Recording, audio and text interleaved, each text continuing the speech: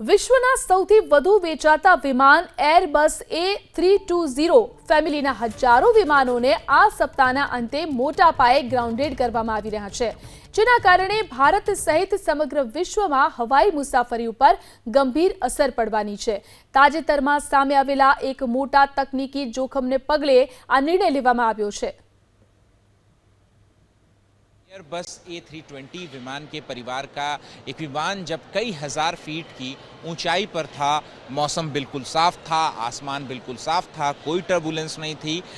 Auto pilot पर विमान जो है वो लगा हुआ था, लेकिन अचानक से विमान जो है वो नीचे की ओर झुक गया और कई सारे जो यात्री हैं वो अपनी सीटों से उछल पड़े और फिर इसके बाद इनमें से कई यात्री जो हैं के शरीर पर जो लैसरेशन होता है उसके भी घाव देखने को मिले, यानी कि कई यात्री जो है वो इससे जो है वो घायल भी हुए। जब जांच की गई तो पता ये चला कि जो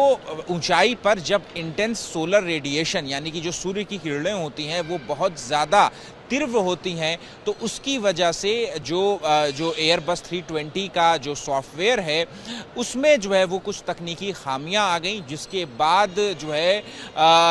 यूरोपियन EASA यानी कि European union aviation safety agency की तरफ से भी जो है वो एयरबस 320 के परिवार के जितने भी विमान हैं दुनिया भर में, उन विमानों के सॉफ्टवेयर को अपग्रेड करने की बात जो है उसकी एडवाइजरी जो है वो जारी की गई कल रात को। और जिसके बाद जो तमाम एयरलाइंस हैं भारत में भी वो भी अब जो उनके पास उनकी फ्लीट में जो एयरबस A320 परिवार के विमान हैं उनका जो सॉफ्टवेयर और हार्डवेयर अपडेट है वो भी किया जा रहा है। आपको बता दें कि चाहे एयर इंडिया हो, इंडिगो हो या फिर एयर इंडिया एक्सप्रेस हो, तमाम जो एयरलाइंस हैं वो जो है वो अपग्रेड कर रही हैं। लेकिन इस वक्त हम दिल्ली के IGI एयरपोर्ट पर मौजूद हैं और आपको बता दें कि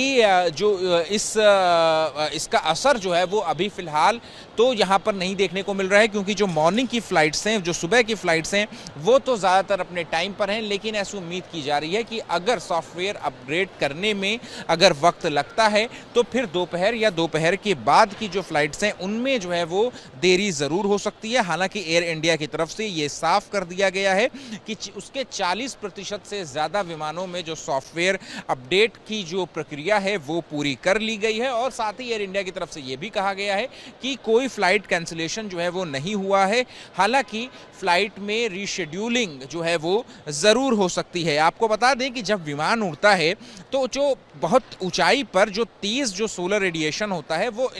विमान के इलेक्ट्रॉनिक चिप्स के अंदर जो बिट क्लिप यानी कि जो डेटा करप्शन है वो पैदा कर सकता है। और यह डेटा करप्शन जो है जो इलैक होता है यानी कि फ्लाइट का जो कंप्यूटर सिस्टम होता है उसके अंदर हो जाता है, तो फिर कंप्यूटर जो है वो गलत डेटा पढ़ लेता है, जिस कारण विमान जो है वो ऑटो पायलट पर होने के बावजूद भी जो है वो दाएं भी मुड़ सकता है, बाएं मुड़ सकता है, नीचे की ओर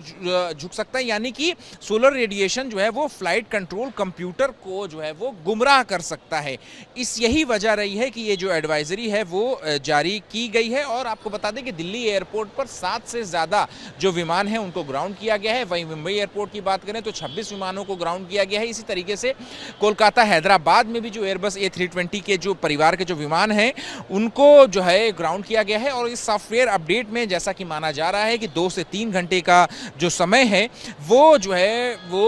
देखने को मिल सकता है। तो आपको बता दें कि चूँकि कल रात ही ये एडवाइजरी मिली, उसके बाद आज सुबह से जो एयरबस A320 के विमान के परिवार के जो विमान हैं उनको ग्राउंड किया गया। और जो पुराने विमान हैं उनमें सॉफ्टवेयर अपडेट के साथ साथ हार्डवेयर अपडेट भी करने की जो है वो ज़रूरत है। तो अभी फ़िलहाल दिल्ली एयरपोर्ट का हमने माहौल दिखाया कि यहाँ पर तो अभी फ़िलहाल जो ऑपरेशंस हैं वो नॉर्मल हैं एयरपोर्ट के बाहर, और 40% से ज़्यादा जो एयर इंडिया के जो विमान हैं उनका अपग्रेडेशन जो है वो पूरा हो चुका है। लेकिन आपको बता दें कि अगर अपग्रेडेशन में टाइम लगता है तो फिर जो तमाम एयरलाइंस के जो विमान हैं उनको अपग्रेड होने में वक्त लगेगा, और जिसका सीधा असर जो है वो जो यात्रा है, जो हवाई यात्रा है उस पर भी देखने को मिलेगा। इसीलिए ABP न्यूज़ भी अपील करता है और बाकी एयरलाइंस ने भी यही अपील की है कि जो भी यात्री जिनको हवाई यात्रा करनी है वो घर से निकलने से पहले एक बार अपने फ्लाइट का स्टेटस जो है वो ऑफिशियल वेबसाइट पर जा करके ज़रूर देख लें। कैमरा पर्सन अवीश पांडे के साथ अहमद बिलाल, ABP न्यूज़, दिल्ली।